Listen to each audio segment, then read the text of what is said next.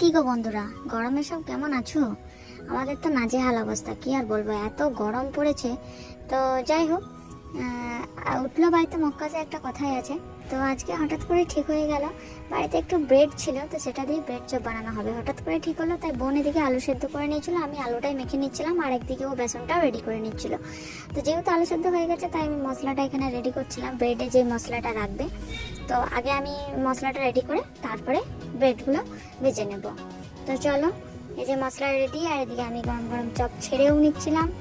তো এই গরমে কে কে কতবার করে স্নান করছো কমেন্টে জানাবে তো।